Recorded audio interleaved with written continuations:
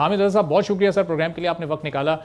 सबसे पहले तो फरमाइएगा, अभी तक आप लोग की मखसूस नशिस्तों वाला मामला हल नहीं हो सका है, कोई फैसला उस पर सामने नहीं आ सका। अब क्या उसकी टेक्निकलिटीज़ हैं, कितने चांसेस हैं कि आपको वो सीट्स अलॉट हो जाएंगी? अगर तो हो जाती हैं तो सब नॉर्मलाइज हो जाएगा, और अगर नहीं होती तो फिर आप लोग की हिकमत अमली क्या होगी? बिस्मिल्लाहिर्रहमानिर्रहीम, बहुत शुक्रिया फॉर हैविंग मी जी। देखें, हम पुरुमीद तो हैं और हम ये उम्मीद भी करते हैं कि इलेक्शन कमीशन ऑफ पाकिस्तान ने गुज़श्ता 2-2.5 साल के अंदर जिस किस्म के फ़ैसले किए हैं, कम अज़ कम इस मरतबा आइन की, कानून की बादस्ती होगी और हमारी सीटें जो हैं वो हमें अलॉट कर दी जाएंगी। लेकिन एक चीज़ की तरफ मैं आपकी तवज्जो ज़रूर मबज़ूल करवाना चाहता हूँ, वो ये है कि हमने तो आज से 1 वीक पहले ख़वातीन और अक़लियतों की मखसूस नशिस्तों के हवाले से दरख्वास्त जो है वो जमा करवाई थी, और उसके ऊपर आप देख रहे थे मीडिया पे भी और हर तरफ ये बात चल रही थी कि इलेक्शन कमीशन का इजलास चल रहा है और आज फ़ैसला नहीं हो सका, अब 2 दिन के बाद फ़ैसला होगा। फिर गुज़श्ता रोज़ भी इजलास चलता रहा। लेकिन आज की आपको एक इंतहाई मज़े का खेज़ कह लें या आप जो भी कह लें, वो ख़बर मैं आपको ये देता हूँ। कल रात को हमें ऑल ऑफ अ सडन पता लगा जी कि हम 4 जो दरख्वास्तें हैं वो हमारे ख़िलाफ़ दी गई हैं, और जिसकी बुनियाद के ऊपर आज के दिन ही उनको समाअत के लिए मुकर्रर कर दिया गया है और ट्रिब्यूनल जो है वो उनकी समाअत करेगा। हमें तो तैयारी का वक्त भी नहीं मिला।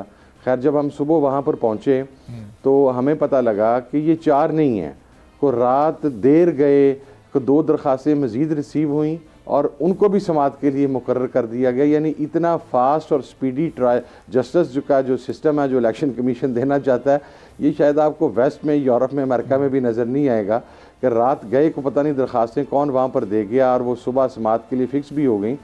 6 समाअतें हमारे ख़िलाफ़ फ़िक्स हो गई, और जो हमारी दरख्वास्त है गुज़श्ता 7 दिन से जिसके ऊपर बहस चल रही है, उसको समाअत के लिए मुकर्रर ही नहीं किया गया। आज हमारी दरख्वास्त के ऊपर समाअत नहीं हुई। आज MQM की तरफ से फ़ारूक नसीम साहब और आज़म नज़ीर तारड़ साहब और फ़ारूक एच नाइक साहब पाकिस्तान पीपल्स पार्टी की तरफ से, ये तमाम लोग जो हैं वो वहाँ पर अपीयर हुए। और मज़े की बात यह है कि इन्होंने वहाँ पर जो प्ली ली वो ये है कि हम किसी एक मखसूस फ़र्द की तरफ से अपीयर हुए हैं और बहसीत जमात अपीयर नहीं। उसके ऊपर हमारे जो वकील थे अली ज़फ़र साहब, उनका आर्गूमेंट ये था कि अगर ये इतनी बड़ी जमातों के वकला हैं और इनकी पॉलिटिकल जो वाबस्तगी है वो बड़ी क्लियर है, तो ये वाज़िया करें ब्लैक एंड वाइट में कि क्या इनकी जमातें फ़रीक हैं या नहीं हैं। उसके ऊपर फिर 2 अहबाब ने ये कहा कि जी हम तो अपनी जमात की तरफ से फ़रीक हैं। तो फिर उन्होंने कहा जी कि अगर आप जमात की तरफ से फ़रीक हैं तो ये दरख्वास्त आपकी जमात की तरफ से क्यों नहीं आई, ये एक इंडिविजुअल की तरफ से क्यों आई है। तो वो अब 6 दरख्वास्तों के ऊपर समाअत जो है वो कल के लिए रख दी गई है। कल सुबह होगी, दुआ करें अब ये दरख्वास्तें 6 ही रहें, सुबह तक कहीं दोबारा ये दरख्वास्तों के अंडों से बच्चे ना निकल आएँ और ये कहीं 6 से 12 और 12 से 24 ना हो जाएँ। सही। तो हामिद साहब, इसका मतलब कि 1 हफ्ते से आपकी दरखास्त तो पेंडिंग है। अब ये 6 दरखास्तें जो हैं, इसका जो मौक़िफ़ या बुनियादी जो मतन है वो सब एक ही नुक्ते पर आए हैं सबके, वो आप लोगों को मखसूस नशिस्तें ना दी जाएं, या इसमें यह भी डिमांड है कि मखसूस नशिस्तें जो आप लोग की हैं ये किसी भी तरह बाकी जमातों में तो नहीं तकसीम हो सकती ना? जी, ये तकसीम हो नहीं सकती, लेकिन इनमें से एक रेट ऐसी है जो ये कहती है कि जी ये हमें दे दें। वो ये समझ के आए हैं, वो ये कहते हैं ये माले गनीमत है, माले मुफ़त दिल बेरहम है, ये सीटें जनाब हमें अलॉट कर दी जाएं। आपके पास नंबर्स ही नहीं हैं, आपने वो सीटें जीती नहीं हैं। कौमी असम्बली के अंदर 87 MNAs जो हैं उन्होंने एक पार्टी में शमूलियत इख्तियार की है, वो कहते हैं कि नहीं ये हमें दे दें, चूँकि लूट मार इनके मिजाज का हिस्सा है ना, ज़हनी तौर पर भी और हर लिहाज से ये उस फ़िलॉसफी पे बिलीव करते हैं। तो ये लूटने के लिए, लूट से लगी थी, ये इलेक्शन कमीशन के पास वहाँ पर पहुँच गए लूट सेल में अपना हिस्सा लेने के लिए, ये सीटें हमें दे दें। फिर एक बड़ी कमाल की दरख्वास्त है, वो ये कहती है कि जनाब ये जो एग्रीमेंट हुआ है बिटवीन सुन्नी इत्तेहाद कौंसिल और पाकिस्तान तहरीक इंसाफ, ये एग्रीमेंट हमें प्रोवाइड किया जाए क्योंकि ये एग्रीमेंट ही सही नहीं है। अच्छा, अब 2 पॉलिटिकल पार्टीज़ के दरमियान गुज़श्ता 7 साल एफिलिएशन है और ये एक नई जो सेटलमेंट हुई है इसके हवाला से एक मेमोरेंडम साइन हुआ है। भी आप कौन है, आपको वो क्यों प्रोवाइड किया जाए?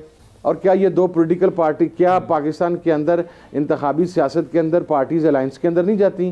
तो क्या मुखालिफ पार्टीज़ वो उस अलाइंस के मेमोरेंडम मांगने शुरू कर देती हैं? यानी अजीबो गरीब किस्म की, मज़हका खेज़ किस्म की दरख्वास्तें हैं। कोई कहता है इन्हें अलॉट ही ना करें, कोई कहता है कि ये शमूलियत ही नहीं इख्तियार कर सकते सुन्नी इत्तेहाद कौंसिल में।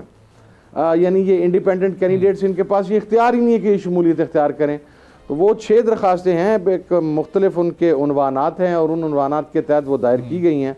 अल्लाह करे 6 रहें, सुबह इंशाल्लाह एड्रेस करेंगे उन्हें, हमारी दरख्वास्त नहीं है। अब हामिद साहब, ये जो इसमें एक बुनियादी नुकता था कि वो जो इलेक्शन से पहले आप लोगों को फहरिस्त जमा करानी थी, जो कि जिस तरह तमाम सियासी जमातें करवाती भी हैं, तो वो दरख्वास्त बुनियादी तौर पर आपकी तरफ से इलेक्शन से पहले नई मखसूस नशस्तों के लिए फहरिस्त जमा करवाई गई। तो अब इस नुकते की कितनी अहमियत है? ज़ाहिर है जो पूरी समात हो रही है वो इसी पॉइंट के गिर्द घूम रही होगी कि जी उनका क्लेम ये होगा कि आपने वक्त से पहले नहीं करवाई, और आप लोग ये कह रहे होंगे कि माजी में ऐसी मिसालें मौजूद हैं, तो जब वहाँ फैसिलिटेशन हुई है तो हमें भी फैसिलिटेट कर दें। इस नुकते की कितनी अहमियत है अब इस वक्त? सर यहाँ पर 2 चीज़ें हैं। नंबर 1 कि जब तहरीक इंसाफ की तरफ से जो लिस्ट जमा करवाई गई वो सिर्फ तहरीक इंसाफ की लिस्ट नहीं थी, वो MWM और सुन्नी इत्तेहाद कौंसिल की लिस्ट भी थी।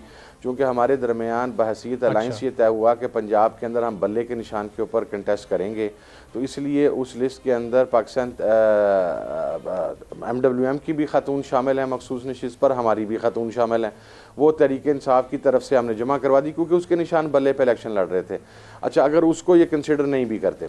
दूसरा ये है, आइन कहता है कि अगर किसी जमात के अंदर आज़ाद अफराद एक मखसूस तादाद में शरीक होते हैं तो उन्हें इंडिपेंडेंट सीट्स मिलेंगी। अच्छा, ये है आइन। अब रूल्स एंड प्रोसीजर्स ये कहते हैं कि आपने इतनी तारीख को लिस्ट जमा करवानी थी, इतनी को जमा नहीं करवानी थी। मोहतरमुल मुकाम, इज़्ज़त माब, मुनसफ़ आला, और बल्कि मैं कहता हूँ कि ह्यूमैनिटेरियन तारीख़ के अंदर एक अजीम मुनसफ़ के तौर पर जो हमारे मोहतरम चीफ़ जस्टिस ऑफ पाकिस्तान काजी फ़ायज़ ईसा साहब तशरीफ़ फरमा हैं, हमें तो नहीं पता था कि रात 11:59 के ऊपर वो हमारा निशान ही उड़ा देंगे। मैं तो देखें, आज वो आज़म नज़ीर तारड़ साहब वो कह रहे थे कि जनाब इसने अपनी पार्टी के निशान पर इलेक्शन नहीं लड़ा। वो अल्लाह के बंदे, मैं अपनी पार्टी के निशान पर इलेक्शन इसलिए नहीं लड़ सका या मेरे दीगर MPs इसलिए नहीं लड़ सके कि रात 11:59 पे फैसला करने के बाद ROs ने कहा आपके पास 2 मिनट है टिकट जमा करवाने के, ये आपका स्टेटस इंडिपेंडेंट हो जाएगा। तो मैं तो अपनी पार्टी का टिकट खुद जमा नहीं करवा सका, और मैं जो वहाँ से कौमी असम्बली की सीट पर जीत के आया हूँ तो वो क्या अल्लाह वास्ते आ गया हूँ, या वो मेरा ज़हूर आसमान से हो गया मेरी सीट का कि जनाब ये सीट इसको दे दी जाए, और जनाब इसके ऊपर अवाम ने इत्मीनान का इज़हार नहीं किया। अगर मैं अपनी पार्टी के टिकट पे लड़ के आता तो मैं शायद राजा रियाज साहब को 2 लाख की लीड से हराता, चूँकि मेरा निशान जो है घोड़े का, मेरी पार्टी का, वो उस हल्के के अंदर ऑलरेडी फेमस है। तो मैं तो ये अजीम मुनसफ़ाना फ़ैसले की बुनियाद पर इस नाइंसाफ़ी का शिकार हुआ।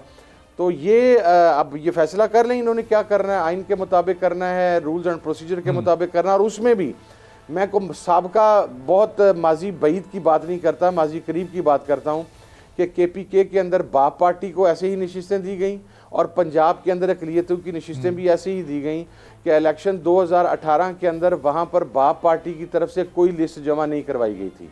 जब वो वहाँ से जीत गए तो उन्होंने दरख्वास्त की कि जनाब हमारे ये इतनी इंडिपेंडेंट बाप पार्टी में आ गए हैं, हमें आप लिस्ट जमा करवाने की इजाज़त दें। इलेक्शन कमीशन ने न सिर्फ उन्हें लिस्ट जमा करवाने की इजाज़त दी बल्कि शेड्यूल भी दिया कागजात के जमा करवाने का, उनकी स्क्रूटनी का। इसी तरीके से पंजाब में अक़लियती नशिस्तों के हवाले से किया गया। तो 2018 और 24 को 5 साल के अंदर कोई इतनी क़यामत तो नहीं आ गई, ना को आइन में तब्दीली आई, ना को कानून में तब्दीली आई कि जनाब वो उन पार्टियों को तो रिलीफ मिल सकता है और हमें रिलीफ नहीं मिल सकता। सब्सक्राइब करें और बेल दबाएं ताकि कोई खबर रह न जाए।